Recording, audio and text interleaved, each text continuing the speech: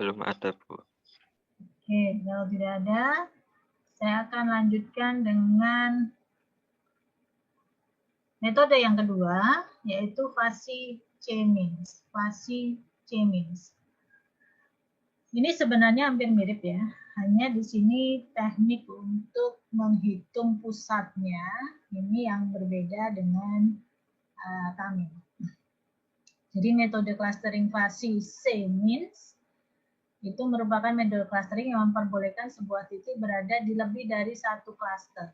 Makanya disebut dengan soft clustering. Jadi kemungkinan ada satu titik yang dia menjadi anggota cluster 1 sekaligus menjadi anggota cluster 2.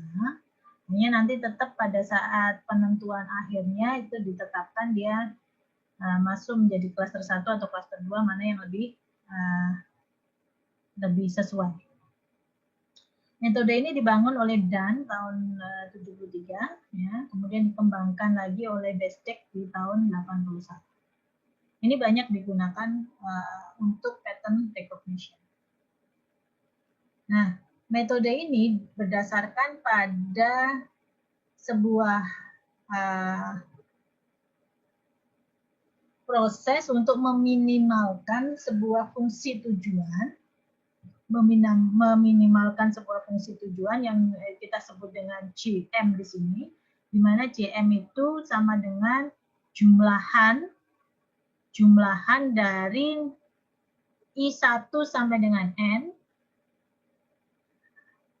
kemudian jumlahkan lagi dari C1 sampai dengan C. C itu adalah jumlah cluster, N itu adalah jumlah data. Untuk UIJM ini artinya nilai atau derajat keanggotaan dari setiap nilai XI itu terhadap cluster ke J. Saya tidak tahu apakah kalian itu pernah dijelaskan mengenai fasi.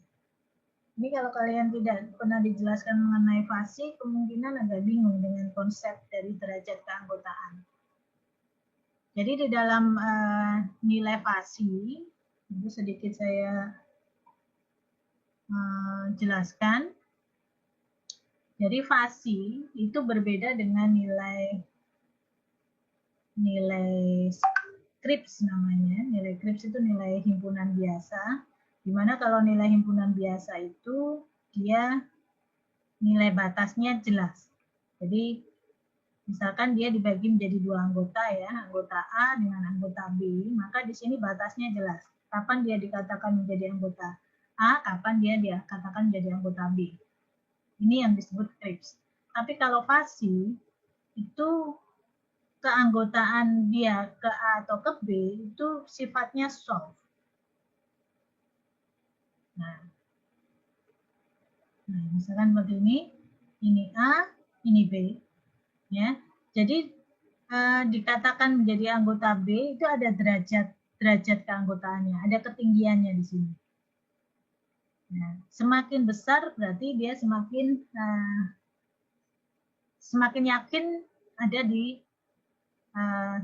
di anggota B.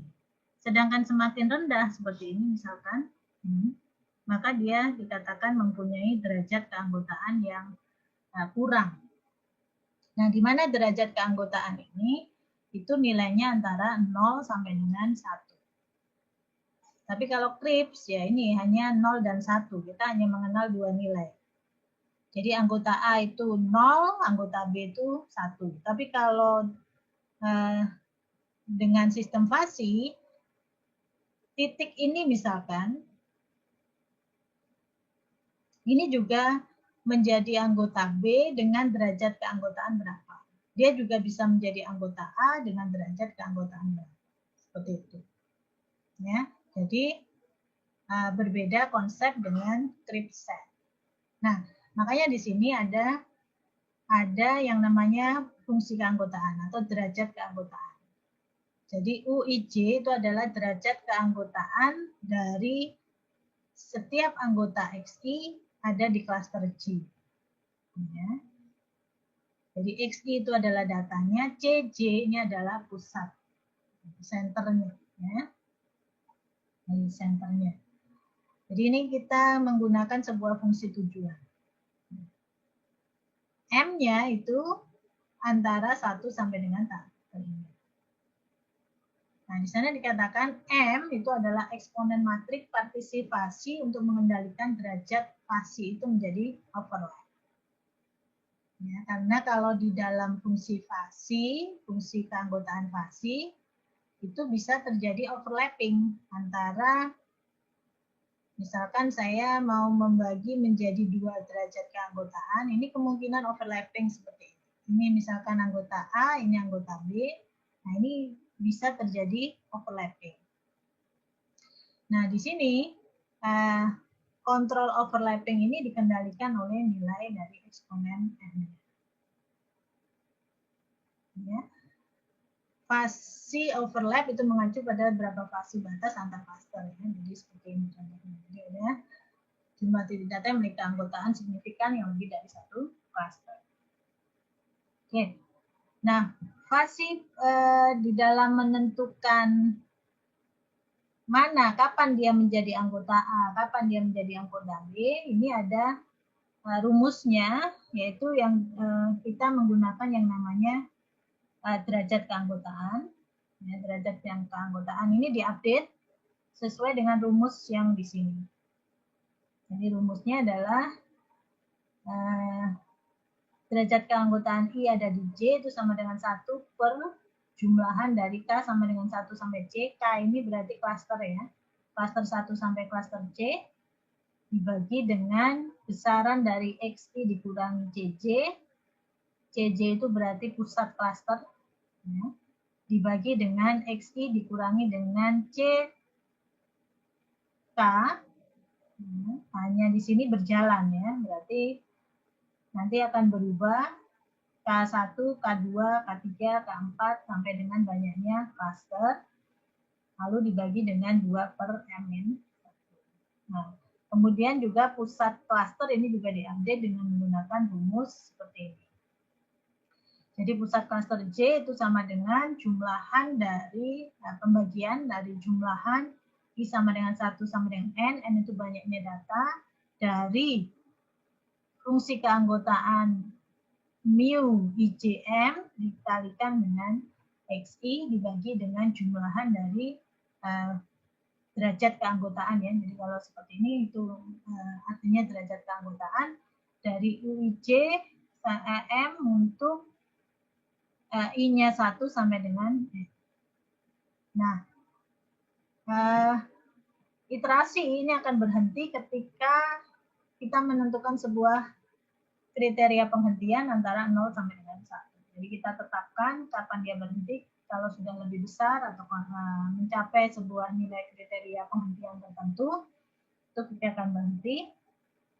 K itu adalah jumlah iterasi. Kemudian prosedur ini dikatakan konvergen jika lokal minimum CM tercapai. Artinya ini mencapai sebuah nilai minimum. Ya. Karena tujuannya memang meminimalkan nilai fungsi tujuan. Nah, dari penjelasan tadi, kalau disusun langkahnya, ini tadi gambarannya ya, tadi sudah saya jelaskan. Yang pertama, langkah pertama adalah kita mengenerate secara random membership value atau nilai keanggotaan dari setiap klaster, ya, mu IJ.